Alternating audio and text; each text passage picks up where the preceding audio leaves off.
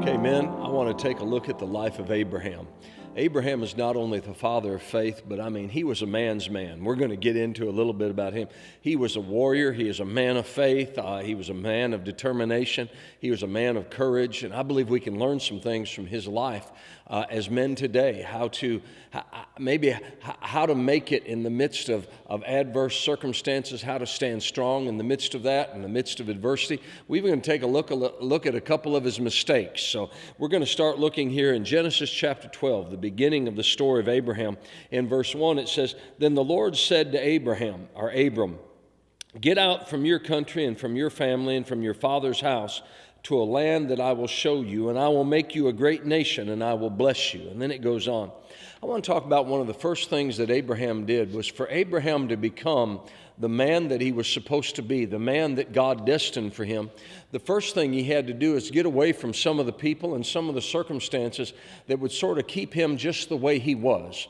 And so one of the first things that a man does is that a man knows that for him to accomplish everything that God has for him to do, there's certain places he can no longer go. He can no longer be a part of. He's got to get out from among those things.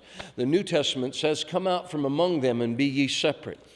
For us to accomplish everything as men that we need to be, that God is destined and designed for you to be, there may very well be some things you've got to get away from, maybe for a period of time and maybe forever. Maybe there might even be some people. In Abraham's time, really a lot of his family were idol worshipers. They did not worship the one true God. They chased after other things. And I've known people that what they had to do, they had to get away from their sports. They had to get away from a certain group of friends. There were some things that they had to get away from so that they could be, so that God could take them into what they needed to be.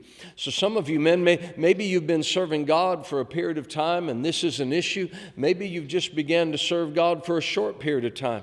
But I found out in my life, sometimes I had to get away from certain groups of people because they would tend to keep you there.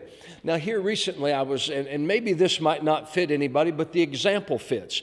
I was working in our community college here locally, and we were talking about how to help minorities finish and get their degree. And we had a young man that he got a scholarship to the community college for his athletic ability.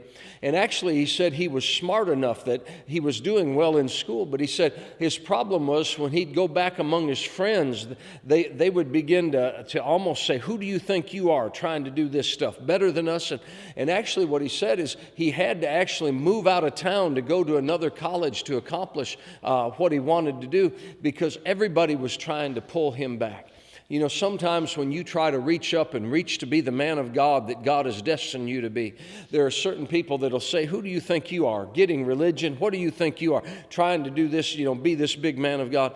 And sometimes you've got to come out from among those things so that you can be who God has destined you to be. Maybe my challenge for you today, do you need to become like Abram and come out from among the people that are trying to pull you back so that you can be all that God has for you to be?